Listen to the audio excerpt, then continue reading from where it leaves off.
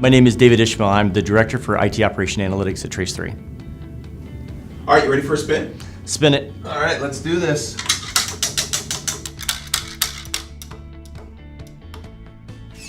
So I don't have a good recent story that's funny, but I will tell you a story about how I started off in this career. So I started my career in this industry back in the Marine Corps. And when I first started off, they had me look for a specific form.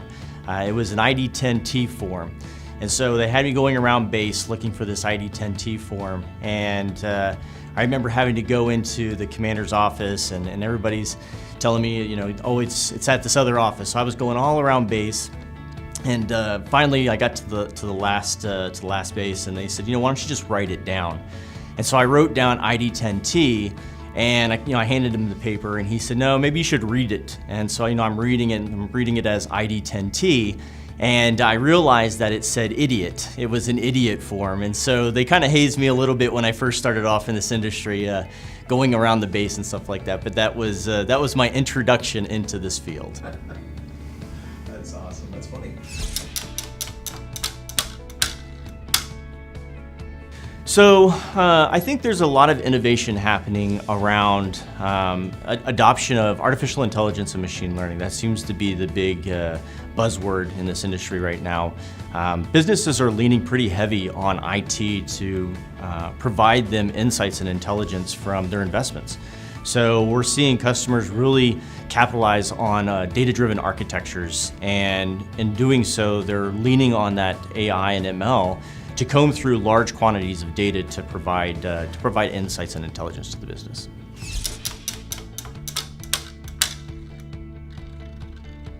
A lot of what we do around IT operation analytics lately has been conducting leadership sessions with executives and VPs within organizations. So a lot of what we do is we sit down with these organizations, the stakeholders within those organizations, and we really have almost a counseling session.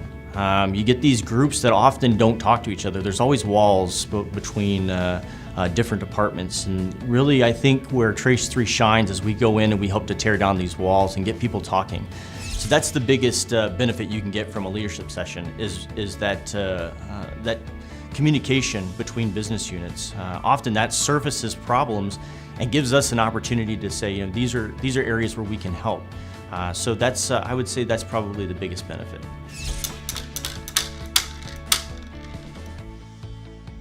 Slack has really become the water cooler for organizations, especially like Trace3, where we are very virtual. So I tend to go on Slack a lot to see what's happening with different people, who's going on vacation, where they're going, sharing pictures, gossiping about different things that are happening in society, joking around, and really bonding like you would in a water cooler scenario, but in a virtual way. And so I think that has been a useful tool within Trace3 to keep people tight and organized, and at least talking when people are far flung. I live in Florida. There's people here in California, and we tend to collaborate on Slack quite often. So I think that's a pretty good tool.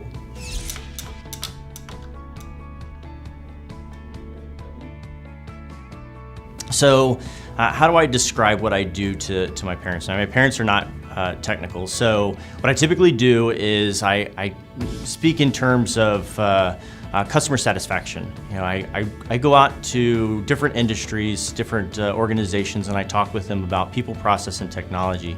And I really emphasize people and process because I think that those often get lost as we continue to move more into a technology-driven society. So what do? I help people understand technology and bridge those gaps, and really make technology more efficient for those businesses without really losing that customer satisfaction, that customer feel. Do they generally understand it after you explain it that way? No. So it's always a good try. It's good effort. I love being an engineer. I really do feel like I make a difference to the organizations that I touch. If I'm going in and I'm helping to solve even one small problem, I feel like I've made a difference for that organization.